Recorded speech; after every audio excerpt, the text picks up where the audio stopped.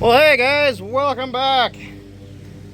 Well, it has been another freaking rainy couple of weeks. Cameron's mowing the yard, that's what you're hearing back there. So we didn't get anything done going last week, so I guys missed out on last weekend's video. But today it's tire changing day. Those are the tires that I just purchased online. Local but online, and they came on rims. They're like brand new Firestone radial 23 degree tires.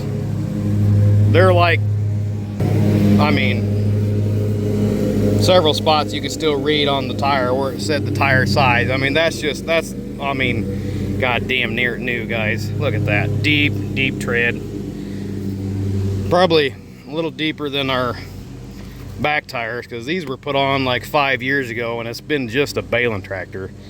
But my front tires were shot, and these weren't even radials, these were bias, which, you know, it's not good to have mismatched tires on a anteater, but sometimes you got to do what you got to do. So anyway, I picked those tires up online from a local person, mounted on rims, and they're going on the front because obviously these are shot and they'll match the radials that we have on the back. So I'm putting these tires on those dual rims, which were my originals. Those them over there, that's those stupid fucking Goodyears. Still decent tread on them, but they're doing the Goodyear thing and fucking blowing out. So that's that. What a pain in the butt. I got the other side done already. Let's go have a look at it, see what it looks like. Hey, I mean, that looks pretty goddamn nice. They got Firestones all the way around on her. Nice big tall meats on the front. Like I said, they're used tires. They were off of I think he said it was a John Deere, and they had, you know, a little bit of, you know, rubbing damage from hitting something on the implement, but fuck it, it's not gonna hurt anything for me. Anyway, these goddamn bolts up here. So the other side, we couldn't get the front tire broke off the bead. The outside we got, but the inside, the goddamn bead breaker, which is sitting on the ground over here, that big yellow piece of shit fucking Vevor thing. Anyway, it kept jumping off and it landed on my face once, and luckily I'm good looking, so it didn't fuck that up. But no, anyway, it kept fucking popping off there, so we just yanked the fucking tire and rim off the tractor and broke it loose with the skid loader. So we're not even attempting this one. We're just gonna take it off the fucking tractor, do the same thing, break it loose with the skid loader bopping around. But I couldn't get any of these fucking bolts off. Look at these freaking bolts. Let me grab this one, it's already off over here. Look at this. I mean, holy shit. It has just nuked the threads on these bolts that are fucking seized. I said, well, fuck it, we'll just put new fucking bolts all the way around it. It's not gonna be that fucking much. Anyway, so as soon as the wife gets back and Cameron gets done mowing, we will get back to this here. I've got to get it off, and I got to get the skid loader.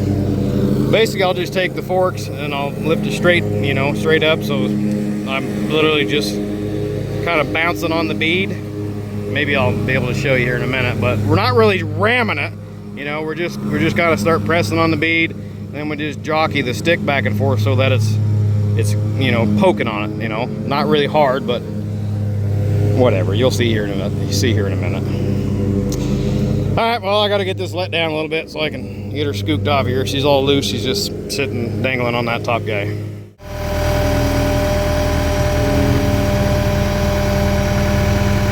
This is harder than I thought to get set up with one hand. All right, so just gotta aim it for right there at the bead. Needs to be really in the bead.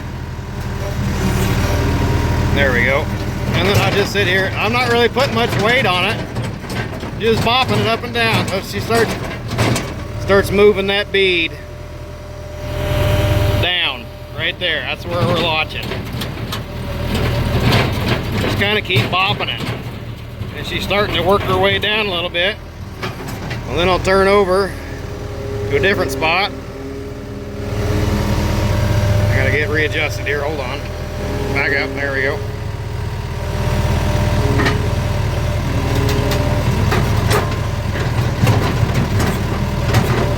Come on. Get in there.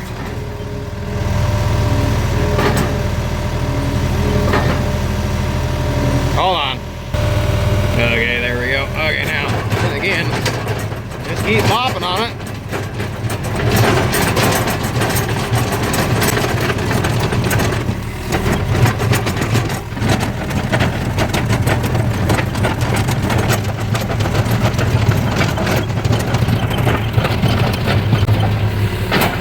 That's pretty well there now. I just need to poke it down around a little bit farther on that side and we'll be golden, ready to flip it over the other way. Don't be a dumbass and forget to look at this tine and fucking poke a hole in it. I have done that before. We're using the backhoe one time and using the bucket dump, and I was pushing on the backside of the bead over there like that, and it fucking curled and poked a hole in the fucking tire. So be careful. You can fuck them up in a hurry. Alright, that's pretty well done. I just need to flip it over. There we go. That looks a lot better. Kind of looks pretty cute with Firestone 23 degrees all the way around it. Almost looks as good as this one. Anyway, it's been so freaking wet for like the whole month of July. We just haven't done much for baling. I've done other people's stuff, but haven't done much of my own. Anyway, hopefully we can hear this next week, because it's supposed to be clear and warm and no rain for a while. Well, you know how that goes. Just about time you cut hay, it starts raining. Anyway, gotta get all this shit put away now. Finally getting out here, getting some hay cut. This is pasture grass.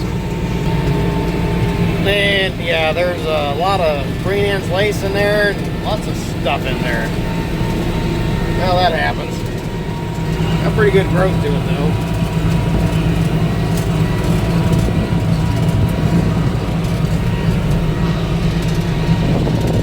It's not quite so weedy up here on the hilltop. This seems like it's the hillsides. And of course, getting an awful lot of them fucking things coming. Those are hedge tree or locust trees. I've told the guy we need to get in there and get that under control, or they're going to get away from us, and then it's going to be a real problem. I don't know. Maybe he'll do something this fall. Maybe. Hope he does. Got the back half of this field done already. Got Cameron mowing the other side of the creek. You can see the fields over there mowed already. He should be about down here in this little corner. That would be his last little piece. Well, that corn looks pretty goddamn good. Could be better. It's got some yellow spots. I think the corn back at my house is definitely better looking. But that's just the way it goes. This plowed offset disc stuff, it just didn't work up as nice as that plowed ground.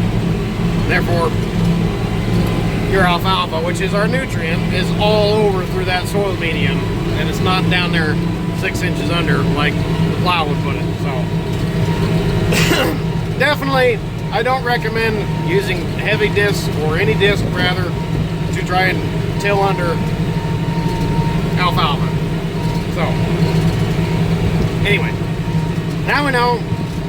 Now I'm just finishing my last long pass all the way back out here to the road, because there's the road. The camera came in and mowed this little piece for me while I was finishing up the big pasture, which that was kind of handy. So he's back there. He wanted to get some videos of me mowing. Okay. He's got his own little TikTok stuff he's doing. That's fine. Here he comes. He's got a little turd. No, he can go first. I don't care. Get going, bud. Oh, look at that. He must have her in road gear. Well, he is flying. Alright, don't give me the finger, you little turd. Anyway, alright. We're done. See you guys in a couple days when we come back and bale. Baling time. Finally getting to it. It's been 4 days. Now they're calling for rain. Well, chances of rain. I don't know. But already. Windrow's freaking huge. Now in the corn, we're in a low spot right here, but corn looks pretty darn good. Pretty impressed with it. So, not going to be able to get everything nailed up tonight because, I mean, it's almost dark now. It's like 7:30. Been bailing all day. Had to run up and do some more for that guy up north. Did what did we do? 50 for him today, 100 for him yesterday, and then another guy stopped and did 50 for him, and then it came down to do mine. That's getting late. I almost kind of wish I hadn't done everybody else. That way I could have got my grass down south now. Oh well. I don't think it's going to rain. Pretty slim chance of it, and I think most of it's going to go around us, so cross our fingers. That's the way it always goes. No rain, and then so we get ready, we cut hay, and oh yeah, it's going to rain. Whatever.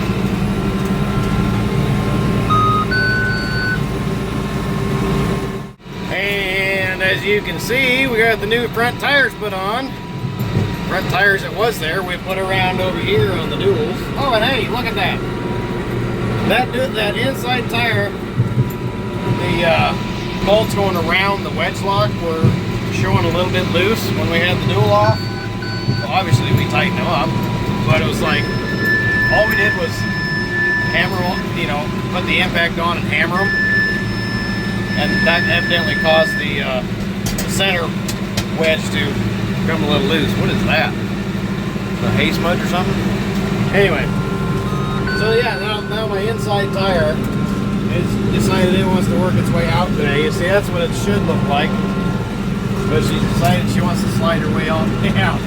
Good thing we got a dual on there. It would have fucking fallen off by now. Oh shit. Anyway, yeah, I'm glad I got the front tires put on because up there, one of the customers, Cameron, mowed a waterway that he shouldn't have mowed. I mean, he told him to mow it, but it was very, very wet. And Cameron got through with the hay mower, no problem. And he got through with the rake, no problem. But when I came through with the big old heavy anteater, we made ruts. So anyway, yeah, got front tires on. They got the dig in, try out the new treads in the mud. Kind of cool.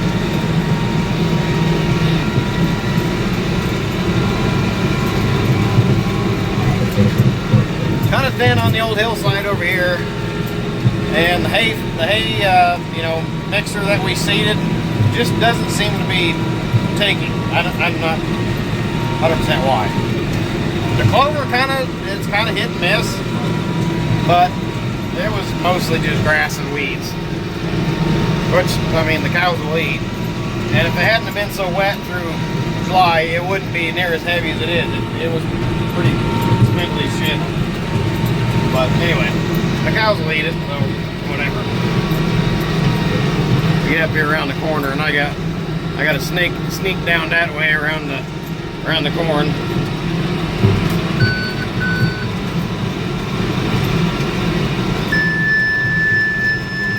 Had a bunch of giant ragweed through this middle right here where we shaped up that little, I don't know, whatever you want to call that terrace-like thing. A bunch of ragweed, so I just left it out, and I had Cameron come over here with the big batwing and mow all that shit off, so it looks better, and then of course we can drive around easier.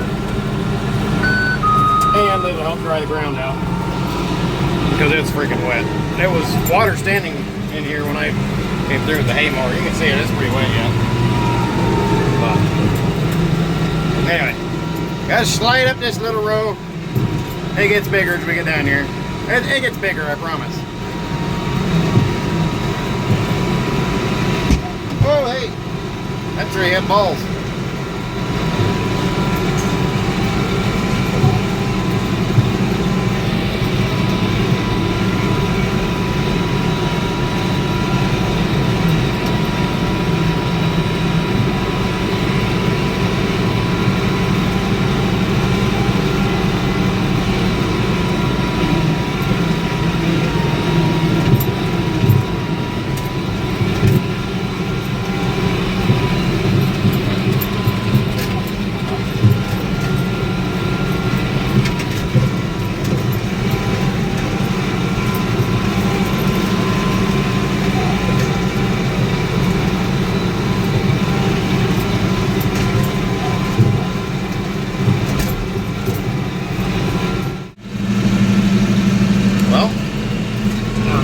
down here on the big piece. I think we got probably close to 3/4 of an inch of rain. Obviously I couldn't go ahead and bail the next day, so we're coming along here on a Friday, so I guess yesterday for you guys is when this is going up. Anyway, we're down here on this farm way down south. That's not way down south, but anyway, it's just down south where I did that tree pulling, and there's just locust trees all over this farm. Right in the middle of this field is where there was two rather big ones. No, I mean not huge. They were probably 3 or 4 inches across on the trunk. Right there. That's where they was. I mean, no big ruts or holes or nothing, and we're just flying right across here. We didn't really hurt the grass. You can kind of tell where there's a few weeds because of the leaves and such. But anyway, yeah. Now I don't have to worry about getting my tires full of thorns, at least in that spot. There's still a lot of them. Like this fence line right here is just full of them, and that tree there is a huge, huge locust tree. That's a big locust tree. I mean, they're just everywhere down here. I better go over here. We want to get this fence row removed all the way up to the ditch up there. And I pulled a lot of the fence already and kind of went as far as I could with the skid loader. We need to get a dozer or kind of either. Both would be great, but if we could get a dozer and an excavator in here to really knock them out, it would be a big help. A lot of the trees over here are locust trees or hedge trees. A lot of willow trees. You can see these over here, these big suckers, those are willow trees. And there is a little pocket of grass over there, about 3 acres. You got to go through an old oxbow to get to it. But I'd like to be able to get over there and mow and bale that one too. And I thought I was going to be able to, but then the cylinder blowed out on the Bobcat, and we took forever getting the right parts for it, so it got dry. And I don't recommend pulling trees when it gets dry, because then the roots don't want to come out, they just want to break off. So anyway, it's wet enough now that we probably could, as much rain as we've had in July, we probably could come out and pull some, but we're always doing something else in July and August, like baling. Anyway, Cameron's up there raking the hilltop, the big hilltop. That's the one that I mowed. I'm currently baling where he mowed. Yeah, there, over there. So, a little bit bigger, nicer windrows up there, but this bottom down here, where it's along the creek, it's always really super heavy, which is cool. And the corn down here looks phenomenal. I'll show you another look at the corn as we drive out. Well, that corn looks pretty doggone good, I think. Corn in this little piece, which is a tiny, tiny little piece. That one's like, I don't know, 2 acres or an acre or something, acre and a half. It's a really small piece. It's always had really, really good hay in it. And when I mentioned something to the prior landlord, he's recently entered the nursing home. But anyway, I mentioned to him that, hey, that ground is always really up on, on alfalfa. It's really, really chooching along. He's like, well, no shit, that used to be our cattle lot. I'm like, oh. So I mean, okay. But yeah, it looks really good. I can just barely see the outside end rows right there, and they just look freaking dark and tall and amazing. You can see a little bit of it as we come up here. I wish all the corn ground was like that this year. I mean, look at that. That's just amazing. All right, so I'm done on this side. We got 26.5 bales over here along the creek. A lot of weeds in it because we were so late getting down here, but gotta do what you gotta do. Alright, pick that up, shut the baler off. Good enough. Some of that fence row that we removed, and it's rough. I didn't do any grading. There's some more freaking hedge trees, locust trees. We got a bunch of shit over here. This whole lane needs to be dozed out. Connected this field, connected all the way down there to where we just came from. We just about ran into that fucking hole. Anyway, all that needs to be dozed out. I came down and did a bunch of bush hogging for him, cleaning it up. He's got some stuff in there to do yet. Look at all these locust trees. They're just taking over, and they will too. They'll just get so freaking big. Alright, anyway, on to the next piece. To be honest, this corn over here doesn't look bad either. This is not as good a corn, but it still looks pretty good. Pretty good corn down here at the bottom.